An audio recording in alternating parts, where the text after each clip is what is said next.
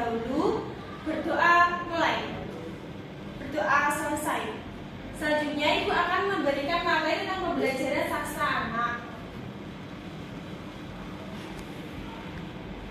Tujuan pembelajaran pada pagi hari ini, yang pertama siswa mengenal jenis-jenis sastra anak, yang kedua siswa dapat memahami cerita sederhana, yang ketiga siswa dapat menceritakan kembali isi cerita, yang keempat siswa dapat membedakan fabel, dongeng, dan cerita rakyat. Nah, apa sih itu sastra anak? Sastra anak adalah karya sastra yang ditulis untuk anak-anak. Contohnya dongeng, fabel, cerita rakyat, dan puisi anak.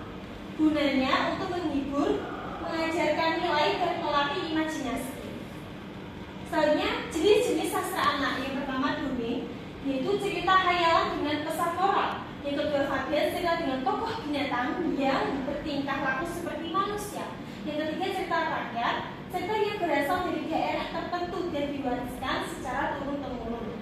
Yang keempat, puisi anak. Puisi anak yaitu puisi sederhana dengan rima dan irama menarik. Selanjutnya di sini ada contoh fabel.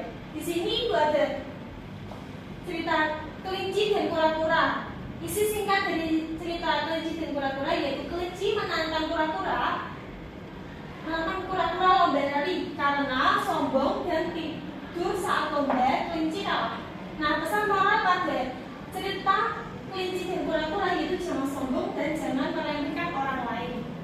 Selanjutnya ada contoh dongeng. Di sini ada bawang merah dan bawang putih. Isi singkat dari cerita tersebut yaitu bawang putih yang rajin dan baik hati akhirnya hidup bahagia. Nah, pesan moralnya kebaikan akan selalu menang. Selanjutnya ada contoh cerita rakyat. Di sini ada Maling Kundang. Asal cerita Maling Kundang yaitu dari Sumatera Barat. Isi singkat dari cerita tersebut adalah anak durhaka dikutuk jadi batu. Nah, pesan moral cerita ini yaitu jangan durhaka kepada orang tua. Nah, di sini ada cerita yaitu si kancil mencuri timun. Nah, di sini Ibu akan bacakan ceritanya.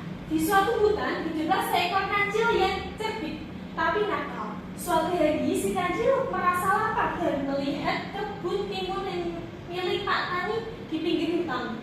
Lalu karena tak diizinkan masuk, si kancil nekat masuk dan mencuri beberapa timun. Setiap hari ia datang diam-diam dan memakan timun segar itu. Selanjutnya Pak Tani pun merasa kesal karena tanamannya selalu hilang. Ia memasang jerat perangkap di kebun timun untuk menangkap si pencuri yang mencuri timun itu. Keesokan harinya, saat si kancil masuk ke kebun, kakinya terperangkap. Ia tidak bisa kabur. Si kancil pun nangis dan merasa menyesal. Ketika Pak Tani datang, ia melihat si kancil terperangkap. Karena si kancil meminta maaf dengan sungguh-sungguh, akhirnya Pak Tani melepaskannya, tetapi memberikan peringatan agar tidak mencuri lagi. Nah, apakah ada yang tahu? Di sini apakah ada yang tahu tokoh utama dari cerita si kancil dan timun ini? Kancil, betul sekali. Baik, setelah tadi penjelasan tentang cerita fabel, dongeng, cerita rakyat, dan lain-lainnya, sebelum mengakhiri pembelajaran pada pagi hari ini, di sini ada kesimpulan sastra anak membuat belajar jadi menyenangkan.